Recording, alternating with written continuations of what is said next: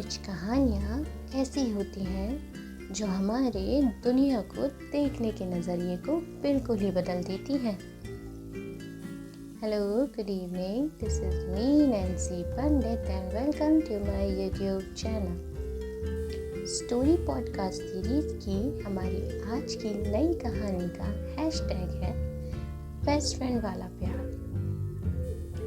20 साल हो गए थे दोस्ती को हमारी, जलती थी हमसे दुनिया ये सारी।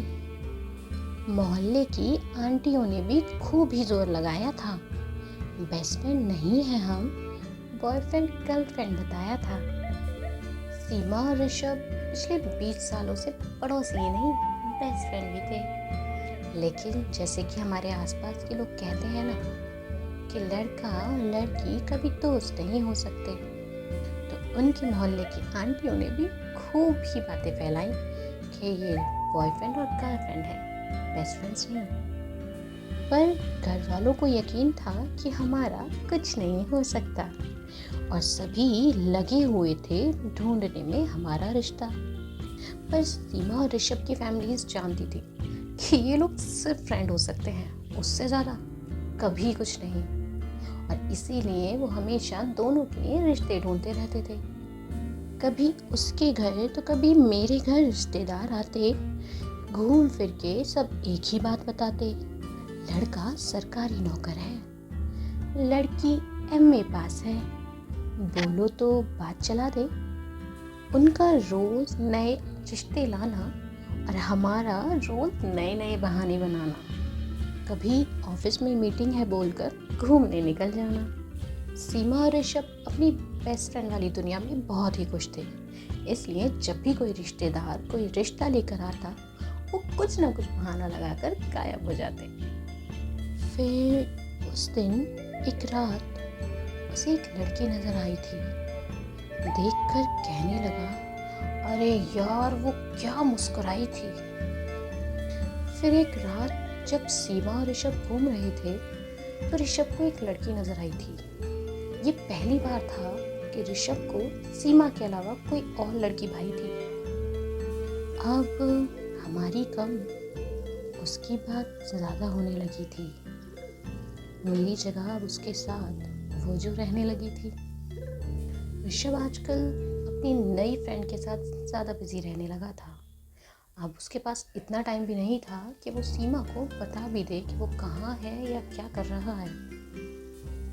कहाँ है तू यार, आज मीटिंग है। ओह शिट, मैं भूल गया यार, वो क्या है ना, आज मेरी उसके साथ डेटिंग है।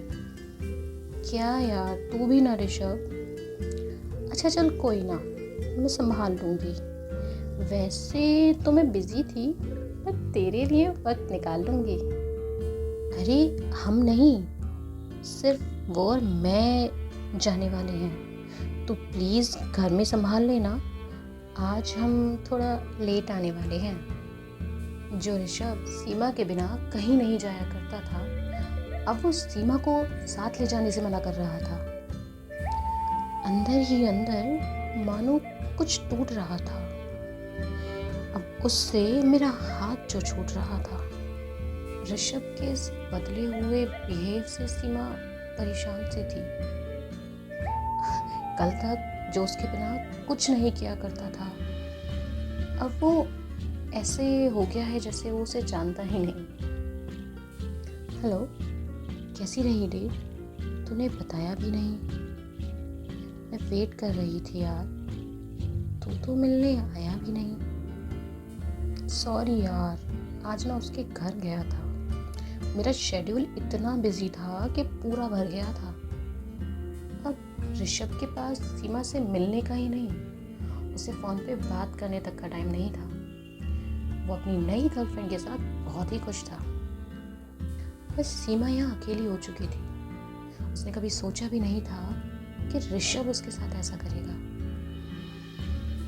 अब हफ्तों हफ्तों सीमा और ऋषभ की कोई बातें नहीं हुआ करती थी। मिलना तो जैसे बंद ही हो गया था। एक्चुअली थोड़ा टाइम है तेरे पास? तुझे एक बात बतानी थी। हाँ हाँ बोलना। अच्छा, 1 मिनट। अरे यार, इसकी कॉल भी अभी आनी थी। सॉरी यार सीमा, मेरे पास अंजलि की कॉल आ रही है, मैं तुझसे बाद में बात करूँ? अच्छा सुन, अगर तू फ्री है तो शाम को मिलते हैं, पूरे वीक की बात एक साथ ही करते हैं। मेरी हाँ सुने बिना ही कॉल कट गया था।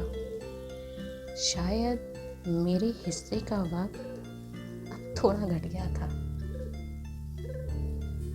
हेलो ऋषभ, मैंने वेट किया था, तू आया ही नहीं। कोई प्रॉब्लम है क्या? तूने बताया ही नहीं।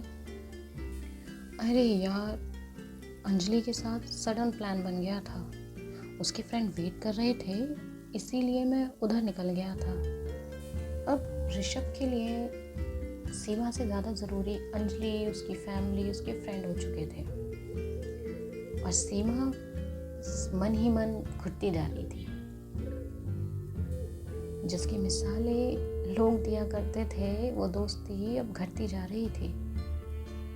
चल कोई ना, तू घर तो आएगा। मम्मी पूछ रही थी, बता खाने में क्या खाएगा? यार आज तो पॉसिबल नहीं है, कल आऊँ तो चलेगा।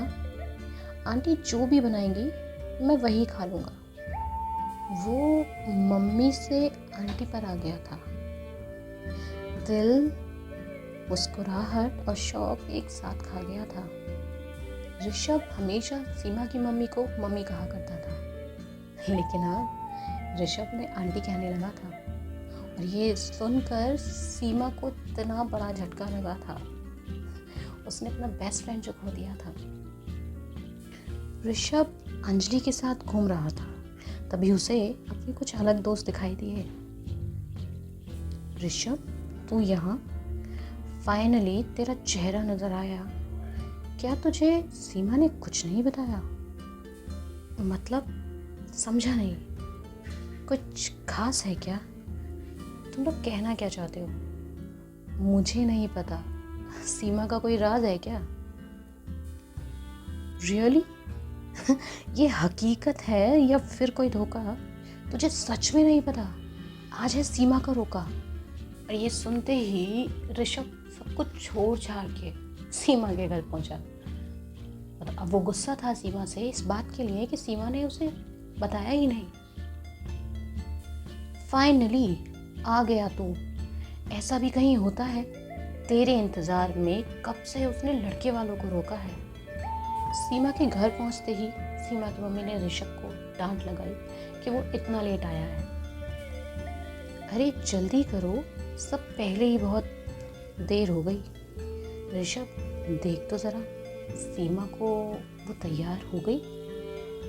ऋषभ की मम्मी ने कहा कि जल्दी से देख कर आओ कि सीमा अभी तक तैयार हुई है या नहीं, क्योंकि वैसे ही सब कुछ लेट हो रहा था। कुछ समझ नहीं आ रहा, क्या सच में मेरी धड़कनें तेज चल रही हैं? कुछ समझ नहीं आ रहा, क्या सच में मेरी धड़कनें तेज चल रही हैं? ऐसा क्यों लग रहा है मुझे जैसे पैरों के नीचे से ज़मीन फिसल रही है। सीमा की रोके की बात सुनकर, उसके घर में तैयारियों को देखकर ऋषभ बहुत बहुत ज़्यादा अजीब फील कर रहा था। मानो उसे लग रहा था कि उससे सब कुछ छूट रहा है। आ गया तू, बताना मैं कैसी लग रही हूँ? ये ड्रेस तेरी मम्मी ने लाई है, देख कितना जच रही है। अरे क्या हुआ तुझे, कुछ बोल तो सही, कितने दिनों बाद मिला है, मुंह खोल तो सही। सीमा तैयार थी अपनी सगाई के लिए। अब वो बस जानना चाहती थी कि ऋषभ क्या सोच रहा है। सीमा तू पागल है क्या? क्या तेरा दिमाग खराब है? तूने पता भी किया है उस लड़के का क्या हिसाब है? अरे तेरी और मेरी मम्मी ने मिलकर देखा है तो अच्छा ही होगा ना। दिखने में तो ठीक है, दिल का भी सच्चा ही होगा ना। सीमा खुद में टूटी हुई थी, लेकिन वो ऋषभ को ऐसे दिखा रही थी जैसे सब कुछ ठीक है। सीमा जल्दी कर बेटा, तेरा इंतजार हो रहा है। तेरे ससुराल तुझे देखने के लिए बेकरार हो रहा है। सीमा यहाँ इतना सब कुछ हो गया और तूने मुझे बताना भी जरूरी नहीं समझा। तेरी जेब नहीं आई, तू अकेला ही आया। और ऐसा नहीं है यार, तू थोड़ा बिजी था, पर मैंने उसको था बताया, क्योंकि ऋषभ अब बिजी रहने लगा था। तो इसलिए सीमा ने सारी बातें अंजलि को बताई थी और कहा भी था कि वो ऋषभ को बता दे। लेकिन शायद अंजलि को सीमा से जेलसी थी, इसलिए उसने ऋषभ को कुछ नहीं बताया था। अब ऋषभ कपकपा रहा था जैसे जैसे सीमा की सगाई का टाइम पास आ रहा था। तू सच में ये करेगी? क्या हुआ? तेरी आवाज़ क्यों कपकपा रही है? तुझे पता है तेरी धड़कनें मुझे यहाँ तक सुनाई आ रही है। अब मैं खुद नीचे जाऊं या तू मुझे लेके जाएगा? स्टैचू की तरह खड़ा है, अब बोल भी, मेरे साथ आएगा? ये मेरे साथ क्या हो रहा है? ना सुन पा रहा हूँ, ना सोच पा रहा हूँ। न जाने क्यों ऐसा लग रहा है कि मैं तुझसे हमेशा के लिए दूर जा रहा हूँ। अब ऋषभ के हालात कुछ ऐसे थे कि वो वहाँ था, लेकिन होकर भी वहाँ नहीं था। तू मेरे साथ ऐसा नहीं कर सकती, पर बता तो हुआ क्या? देख, तेरी गर्लफ्रेंड का फ़ोन आ रहा है, अब उठाएगा या ऐसे ही खड़ा रहेगा क्या? ऋषभ को कुछ नहीं समझ आ रहा था कि उसे क्या करना है क्या नहीं, पर दिमाग में इतना कुछ चल रहा था, इतना शोर था, और वो बस चुपचाप खड़ा था। क्या हुआ? तूने ऐसे मेरा हाथ क्यों पकड़ा?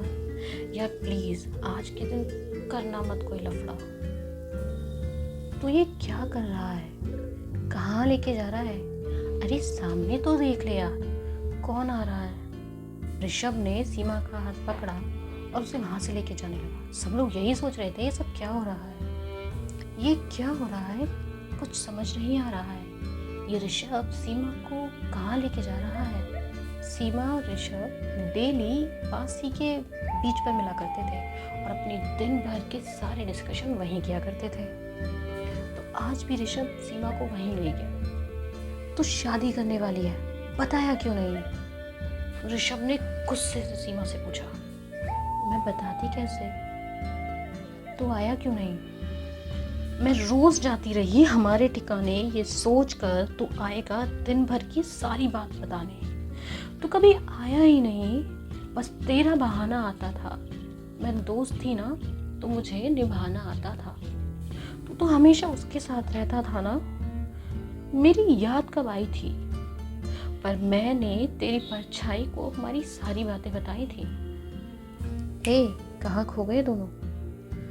मम्मी ने तभी आवाज लगाई थी। ऋषभ और सीमा ऐसा सोच रहे थे कि वो ऐसा कुछ करेंगे, लेकिन ये सब सिर्फ उनके दिमाग में चल रहा था। कहाँ खो गए दोनों? मम्मी ने तभी आवाज लगाई थी। कुछ सोच कर यूं ही मेरी आंखें भर आई थी। फिर थाम कर हाथ मेरा उसने अपनी दिल की सारी बात बताई थी। सिर्फ बेस्ट फ्रेंड नहीं थे हम, ये जोड़ी तो रब ने बनाई थी। तो हमारी आज की ये कहानी यहीं खत्म होती है। कल फिर मिलेंगे एक नई कहानी के साथ। I hope you all will like it.